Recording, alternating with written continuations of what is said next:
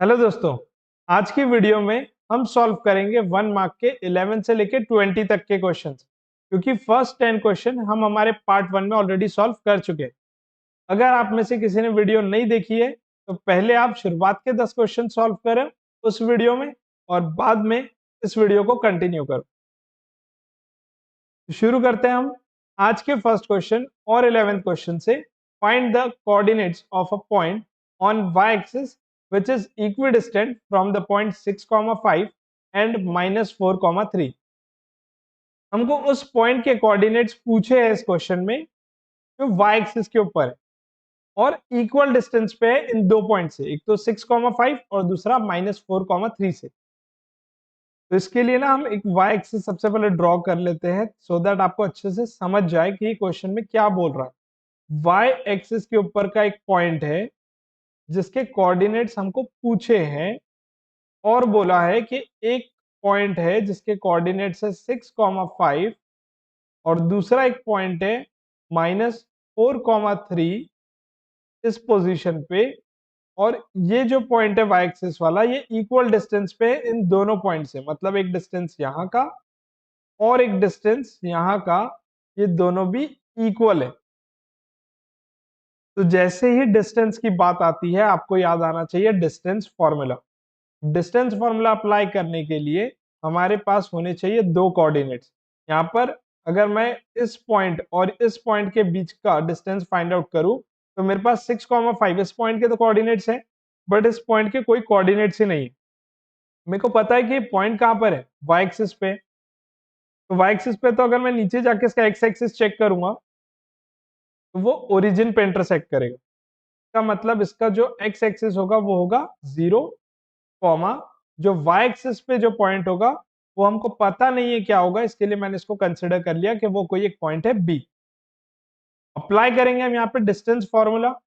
Letters अगर हमको कोई रिप्रेजेंट करने हैं तो हम कर सकते हैं, ये पी है तो ये हो जाएगा ए, और सिमिलरली इसको हम रिप्रेजेंट कर सकते हैं बी से। तो क्योंकि बोला था डिस्टेंस इक्वल है तो मैं लिख सकता हूँ कि एपी जो है ये इक्वल है किसके जितना, बीपी के जितना। अप्लाई करेंगे यहाँ पे डिस्टेंस फॉर्मूला। तो डिस्टेंस फॉर्मूला क्या होता है, under root of x2 minus x1 का स्क्वायर होता है। तो यहाँ पे अगर मेरा a के जो कोऑर्डिनेट्स है ये अगर मेरे x1 y1 है, तो p के जो मेरे कोऑर्डिनेट्स रहेंगे वो रहेंगे x2 y2। तो a के कोऑर्डिनेट्स को अगर मैं x1 y1 से रिप्रेजेंट कर रहा हूँ तो p के मेरे कोऑर्डिनेट्स हो जाएंगे x2 y2। सिमिलरली bp के वक्त हम b के कोऑर्डिनेट्स को x1 y1 कंसिडर करेंगे और p के कोऑर्डिनेट्स को x2 y2 कंसिडर करेंगे। तो यहाँ पर फॉर्मूला लगाना होता है x2 माइनस x1 का स्क्वायर। यहाँ पे x2 कौन है, 0, मैं लिखता हूँ 0 माइनस x1 का स्क्वायर, x1 कौन है 6, तो 0 माइनस 6 का square plus y2 minus y1 का स्क्वायर। y2 कितना है, यहाँ पे y2 की वैल्यू है b, तो ये हो जाएगा b माइनस y1 की वैल्यू है 5, तो b माइनस 5 का स्क्वायर इज इक्वल्स टू, अब bp के लिए सेम, यहाँ पे हमारा x1 y1 हो जाएगा -4,3 और x2 y2 तो 0, b है ही, तो x2 माइनस x1 का स्क्वायर करते हैं तो यहाँ पे हो जाएगा 0 माइनस -4 का square plus y2 minus y1 का स्क्वायर। तो y2 कौन है, यहाँ पे y2 है b माइनस y1 है 0, सॉरी y1 कितना है, y1 है 3, तो ये हो जाएगा 3 का स्क्वायर। दोनों साइड में स्क्वायर रूट है, स्क्वेयरिंग करेंगे दोनों side so that square root cut हो जाए। तो मैंने स्क्वेयरिंग कर लिया, squaring on both sides, squaring on both sides.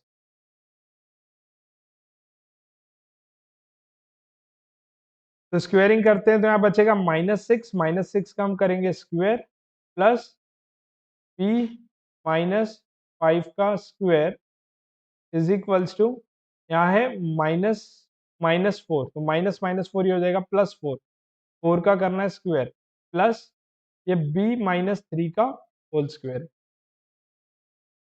-6 का स्क्वायर करते हैं तो आएगा 36 प्लस b -5 का स्क्वायर है तो यहाँ पे a माइनस बी का होल स्क्वायर वाला फॉर्मूला अप्लाई करना है। इसमें फर्स्ट टर्म का हो जाता है square -2, then first term b into second term 5 plus second term का स्क्वायर, तो ये हो जाएगा 5 का स्क्वायर इज इक्वल्स टू 4 का स्क्वायर हो जाएगा 16 प्लस यहाँ पे फिर अगेन फॉर्मूला लगेगा b square minus 2 into b into 3 plus 3 का स्क्वायर।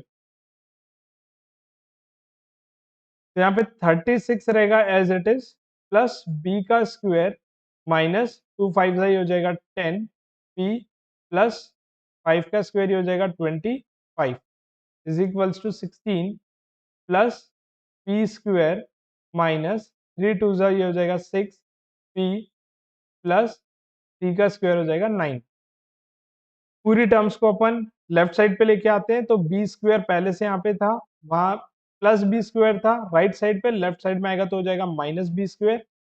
माइनस 10 भी यहाँ पे पहले से लिखा हुआ है, माइनस 6 भी जब लेफ्ट साइड आएगा तो हो जाएगा प्लस 6 बी प्लस 36 प्लस 25, इसको अभी के लिए अपन ऐसे ही रहने देते हैं प्लस 36 प्लस 25, क्योंकि राइट साइड पे 16 और ये 9 मिला के हो जाएगा 25। 25 जब आएगा लेफ्ट साइड पे तो ये हो जाएगा minus 25 is equals to 0। Plus 25 minus 25 हो जाएंगे cancel, plus b square minus b square भी हो गए cancel, minus 10 b plus 6 b, तो इसका आंसर आएगा minus 4 b is equals to ये जो प्लस 36 बचा है ये जब जाएगा राइट साइड में तो ये हो जाएगा माइनस 36, माइनस माइनस हो जाएंगे कट, 4 1 जा 4 9 जा, तो बी की वैल्यू कितनी आ गई है, बी की वैल्यू आ गई 9।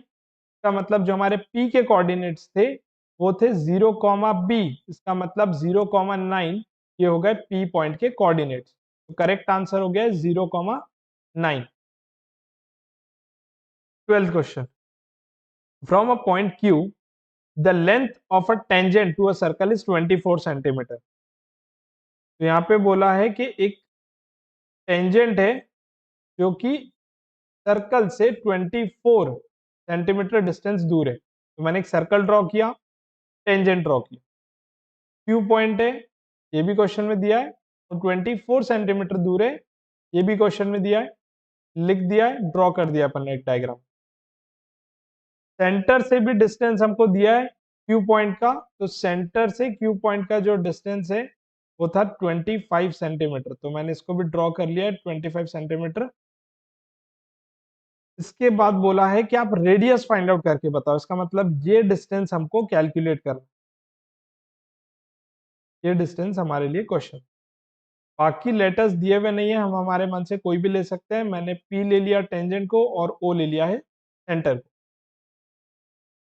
अब यहाँ पर ना आपको याद रखना है कि जब भी रेडियस और टेंजेंट एक पॉइंट पे मिलती है तो उस पॉइंट पे 90 डिग्री का एंगल फॉर्म होता है। स्टेटमेंट था इसका कि tangent at any point on a circle is perpendicular to the radius, तो जो टेंजेंट पी क्यू है यहाँ पर ये रेडियस ओपी के साथ 90 डिग्री का एंगल फॉर्म करेंगे।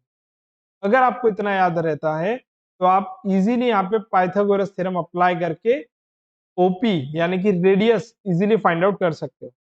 90 डिग्री ये है, इसके सामने वाली जो साइड है वो क्या होती है, हाइपोटेनियस, तो मैं पाइथागोरस थ्योरम लगाऊं तो क्या हो जाएगा, हाइपोटेनियस का स्क्वायर, इसका मतलब OQ का square is equals to first side का स्क्वायर। अब यहाँ पे फर्स्ट साइड कौन है, एक है OP और दूसरी है PQ, तो OP का स्क्वायर प्लस हम करेंगे PQ का स्क्वायर,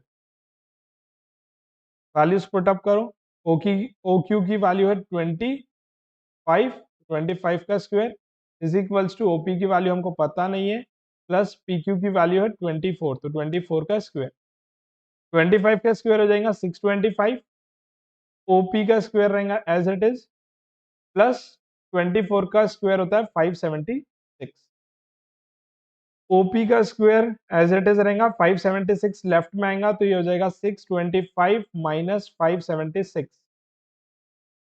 625 में से 576 गए तो आंसर आ रहा है इसका 49, स्क्वायर रूट करेंगे तो OP की वैल्यू कितनी हो जाएगी, 49 का स्क्वायर रूट करेंगे तो आंसर आएगा 7, तो OP यानी कि हमारी जो रेडियस है ये हमको मिल गई है 7 सेंटीमीटर, तो करेक्ट आंसर हो जाएगा option number A 7 centimetre. Next question, if 3 cos A is equals to 1 then find the value of cosec A।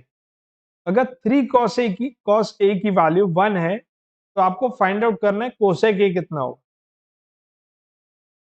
Trigonometry के 3 फॉर्मूले इंपॉर्टेंट है इस तरीके के क्वेश्चन सॉल्व करने के लिए, जो बहुत ज्यादा इंपॉर्टेंट है। वो है एक sine square a plus cos square is equals to 1, एक होता है 1 plus tan square is equal to sec square, और एक होता है 1 plus cot square is equal to cosec square. ये तीनों फॉर्मूले आपको लर्न होने चाहिए, तभी आप इस क्वेश्चन को सॉल्व कर पाओगे। साथ ही साथ वो फॉर्मूले भी आने चाहिए कि tan A is equal to sine A upon cos A होता है, कॉस किसका रेसिप्रोकल होता है, सेक का, और साइन किसका रेसिप्रोकल होता है, तो कोसेक का। तो यहां पर हमको जब कॉस दिया है तो हम इससे साइन को फाइंड आउट कर सकते हैं, फॉर्मूला अप्लाई करके sine square a plus cos square a. पहले तो ये दिया है कि 3 cos a is equals to 1 है, तो यहाँ पे मैं क्या करता हूँ कि cos a की वैल्यू पहले फाइंड आउट कर लेता हूँ। तो cos a अगर मेरे को निकालना है तो cos a is equals to 3 आ जाएगा डिवाइड में, तो cos a की वैल्यू कितनी आ गई 1/3। डायरेक्ट अपन cos a से cosec a नहीं निकाल सकते, इसके लिए हम पहले sin a फाइंड आउट कर रहे हैं। फॉर्मूला क्या है जिससे अपन sin a निकाल पाएंगे, sine square a plus cos square a is equals to 1। यहाँ पे साइन ए की वैल्यू हमको पता नहीं है, तो इसको अपन वैसे के वैसे ही लिखते हैं, प्लस कॉस की जो वैल्यू है वो है 1/3, तो 1/3 का मैं कर दूंगा square is equals to 1। Sine square a as it is रहेगा इज इक्वल्स टू, ये 1/3 का स्क्वायर जब राइट साइड में जाएगा तो माइनस में हो जाएगा, तो 1 माइनस 1/3 का स्क्वायर, 1 रहेगा एज इट इज, माइनस 1 का स्क्वायर 1, 3 का स्क्वायर हो जाएगा 9।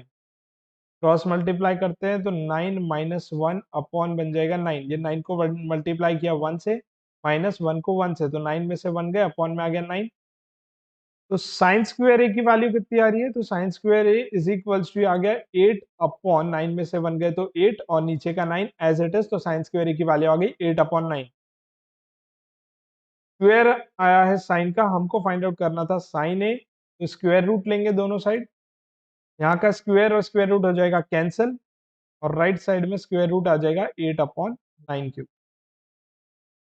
9 का स्क्वायर रूट होता है 3, और 8 के अगर हम फैक्टर्स लिखे 2 के फॉर्म में तो 2 × 2 × 2 ये होता है 8, 2 बार 2 है, तो स्क्वायर रूट के बाहर एक बार आ जाएगा, और एक बार 2 एज इट इज रह जाएगा रूट में, तो 2√2 अपॉन आ गया 3। ये हमको वैल्यू मिली है साइन ए की। कोसेक ए निकालने के लिए आपको साइन ए का करना होता है reciprocal, cosec a is equal to क्या होता है 1/sin ए, तो इसका रेसिप्रोकल हो जाएगा, जो नीचे वाली टर्म है वो ऊपर, जो ऊपर वाली टर्म है वो हो जाएगी नीचे, तो कोसेक ए का आंसर आएगा 3/2√2, 3/2√2 यानी ऑप्शन नंबर डी। सॉल्व करते हैं अब नेक्स्ट क्वेश्चन। वीडियो पसंद आ रही हो तो आप लाइक कर सकते हैं, चैनल को सब्सक्राइब कर सकते हैं, इसी तरीके की इंपॉर्टेंट वीडियोस आपके 10 सीबीएसई के लिए मैं लाते रहूं। तो आगे बढ़ते हैं 14 क्वेश्चन पे। The perimeter of a quadrant of a circle of radius r is, perimeter हमको फाइंड आउट करना है क्वाड्रेंट के लिए। क्वाड्रेंट मींस एक सर्कल का फोर्थ पार्ट,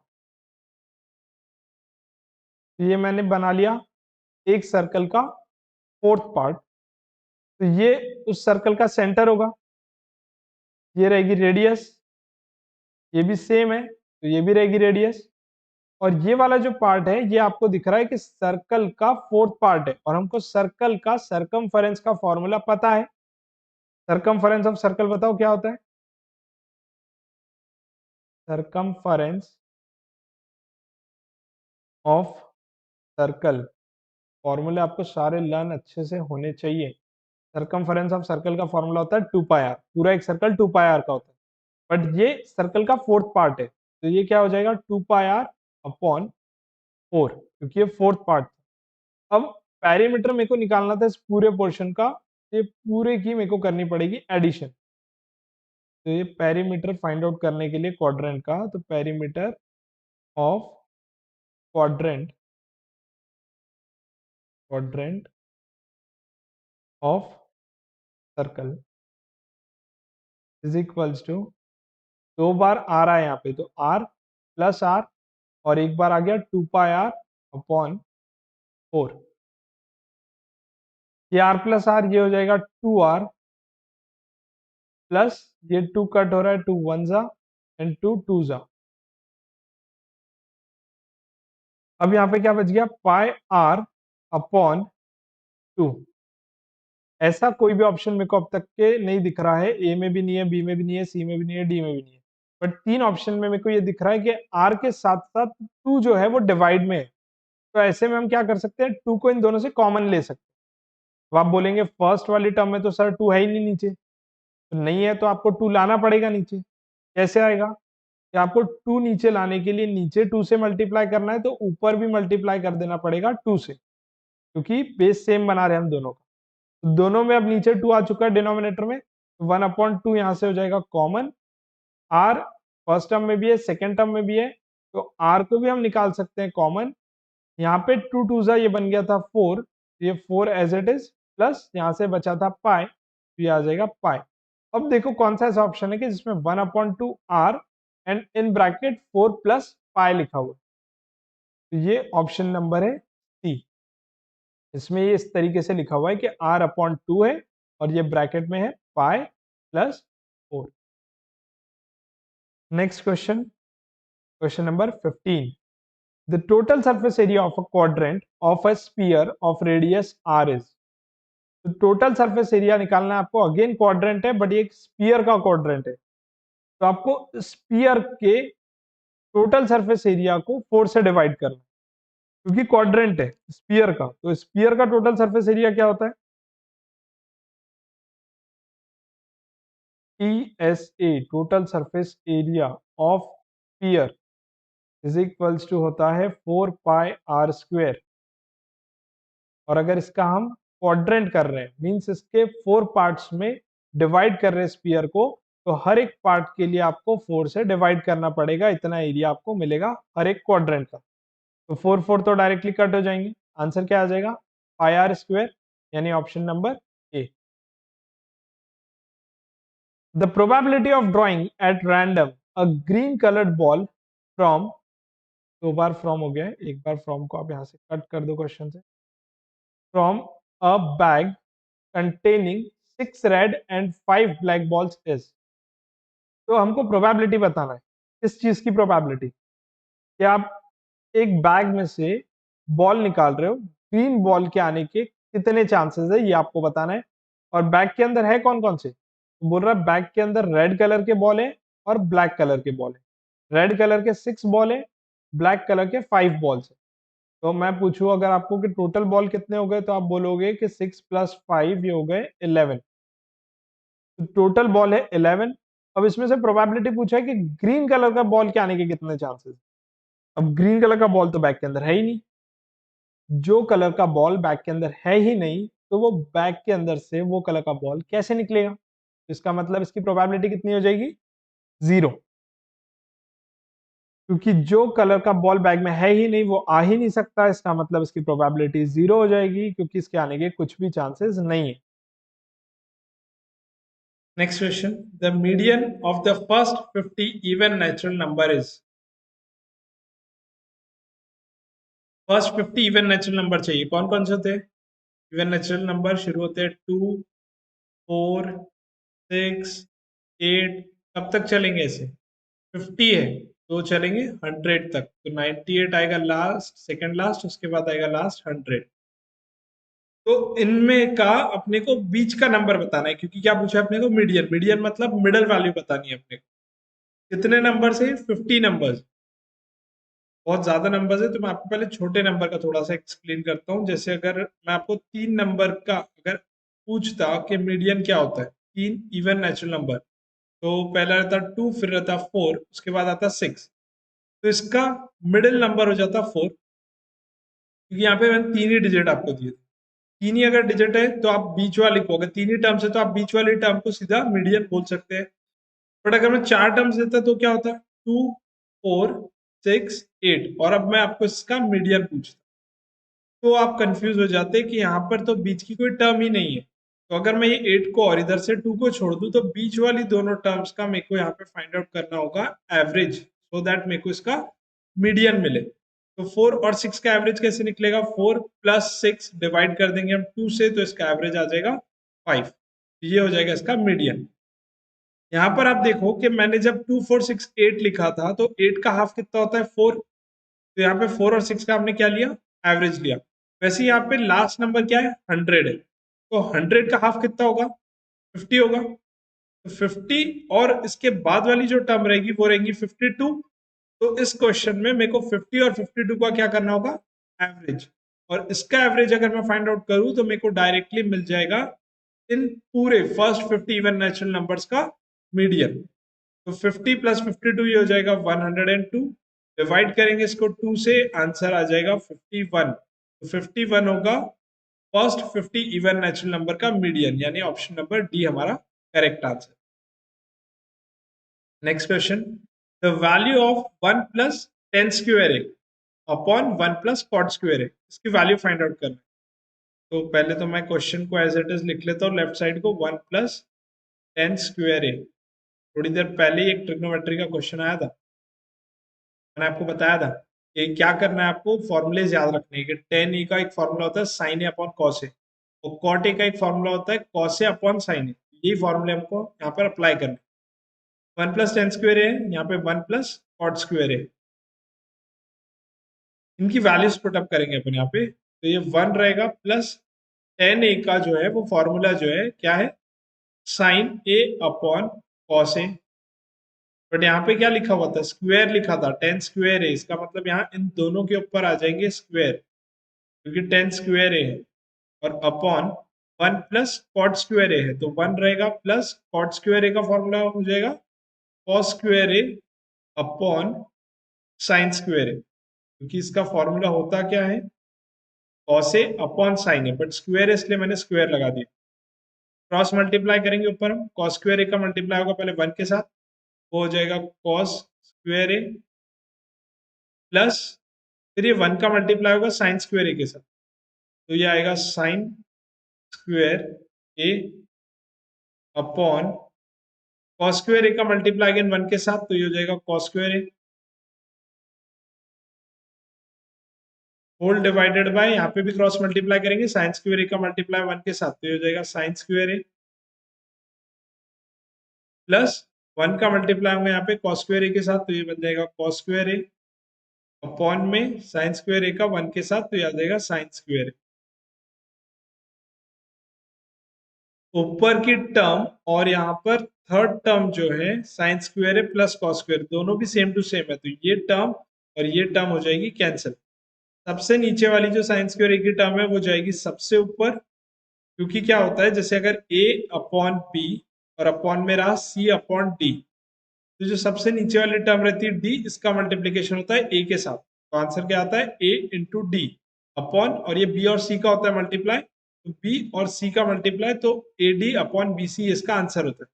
यहाँ पर क्या है? साइन स्क्वायर है सबसे नीचे, तो ये आ जाएगी सबसे ऊपर, तो ये टर्म बन जाएगी साइन स्क्वायर ए और अपॉन में बचेगा कॉस स्क्वायर ए। साइन ए अपॉन कॉस ए क्या होता है? तो साइन ए अपॉन कॉस ए अगेन हमको पता है कि टेन ए होता है, तो यहाँ पे दोनों के ऊपर स्क्वायर लगा हुआ है, तो इसका आंसर क्या हो जाएगा? टेन स्क्वायर ए। कौन सा ऑप्शन दिख रहा है ten square A? A option है करेक्ट ऑप्शन।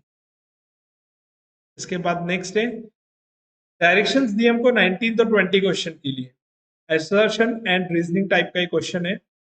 असर्शन का मतलब होता है कि एक स्टेटमेंट दिया हुआ रहेगा, वो करेक्ट है या नहीं ये हमको पहले चेक करना है। उसके बाद एक रीजन दिया रहेगा कि ये जो बात बोली है उसका ये करेक्ट रीजन है कि नहीं, वो हमको बता।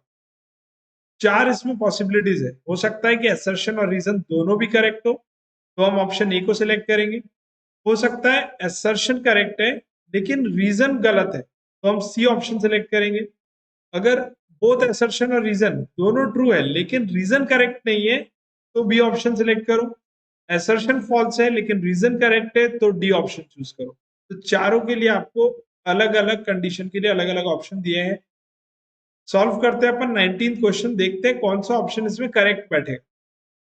स्टेटमेंट ए असर्शन है, there are infinite number of lines which passes through 1,13। 1,13 ये एक पॉइंट है, कोई भी पॉइंट हो सकता है 1,13, कोई दिक्कत नहीं है, कोई भी आप जरूरी नहीं है 6,13 हो, यहाँ पे कोई a, b भी हो सकता है, कोई भी एक पॉइंट हो सकता है। उसके ऊपर क्या कह रहा है वो कि इनफाइनाइट नंबर ऑफ लाइंस उसके ऊपर से पास होती है। तो बात तो करेक्ट है कि जैसे एक लाइन ये गई, वैसे एक लाइन यहाँ से ऐसे होते हुए भी इससे पास हो सकती थी, ऊपर से भी एक लाइन ऐसे पास हो सकती थी। तो एक पॉइंट से इनफाइनाइट नंबर ऑफ लाइंस जा सकती है, करेक्ट बात है। का रीजन क्या दिया है? A linear equation in two variable has infinitely many solutions. का रीजन बोल रहा है कि लीनियर इक्वेशन के बहुत सारे सॉल्यूशन होते हैं, इसके लिए इनफाइनाइट नंबर ऑफ लाइंस उस पॉइंट से जा सकती है। तो रीजन का इस असर्शन के साथ मेरे को कुछ भी लिंक्स नजर नहीं आ रहा। बात सही थी असर्शन में, रीजन इससे रिलेट नहीं हो रहा है, इसके लिए ऑप्शन बी इसका करेक्ट आंसर होना चाहिए। फिर असर्शन तो करेक्ट है, रीजन भी करेक्ट है, बट रीजन जो है इस बात के साथ, असर्शन के साथ कुछ भी रिलेट नहीं कर रहा है। बढ़ते हैं नेक्स्ट क्वेश्चन की तरफ। आज का last question, 20th question. Statement a assertion, two similar triangles are always congruent. तो इसमें बोला है कि दो सिमिलर ट्राइंगल हमेशा कॉन्ग्रुएंट रहते हैं। क्या ये बात करेक्ट है? सिमिलर का मतलब होता है एक जैसे, और कॉन्ग्रुएंट का मतलब होता है एक जितने। तो यहां पर बोल रहा है कि दोनों जो एक जैसे हैं वो ट्राइंगल्स हमेशा एक जितने होंगे। ये बात ही गलत है, क्योंकि हमेशा जो एक जैसे हैं वो एक जितने होंगे ये कंपलसरी नहीं होता। तो दो ट्राइंगल्स अगर सिमिलर है तो गारंटी नहीं होती कि वो हमेशा कॉन्ग्रुएंट होंगे। अगर कॉन्ग्रुएंट होते तो गारंटी होती वो सिमिलर होंगे, बट सिमिलर है तो गारंटी नहीं होती है कि वो हमेशा कॉन्ग्रुएंट रहेंगे। तो इसीलिए असर्शन यहाँ पर है गलत। अब रीजन क्या दिया इसका कि two similar triangles are said to be congruent if their areas are equal. उसके एरिया अगर इक्वल है तो दोनों ट्राइंगल्स को हम कॉन्ग्रुएंट बोल सकते हैं। तो रीजन तो करेक्ट है, मतलब बात सही है, रीजन में जो बोला है वो ट्रू स्टेटमेंट है, बट असर्शन ही गलत था यहाँ पे। तो कौन सा ऑप्शन करेक्ट बैठेगा इसमें? ये असर्शन फॉल्स होना चाहिए। तो मैं चारों ऑप्शन को देखता हूं, तो असर्शन फॉल्स मेरे को यहाँ पे सिर्फ डी ऑप्शन में दिख रहा है। इसका मतलब जो करेक्ट आंसर रहेगा वो हमारे बी क्वेश्चन, वो हमारे 20th क्वेश्चन का करेक्ट आंसर होगा डी, डी ऑप्शन, जिसमें असर्शन है फॉल्स बट रीजन है करेक्ट। तो आज के लिए बस इतना ही, मिलेंगे फिर अगले वीडियो में। वीडियो पसंद आई हो तो लाइक करें, चैनल को सब्सक्राइब करें। Till then take care, bye bye.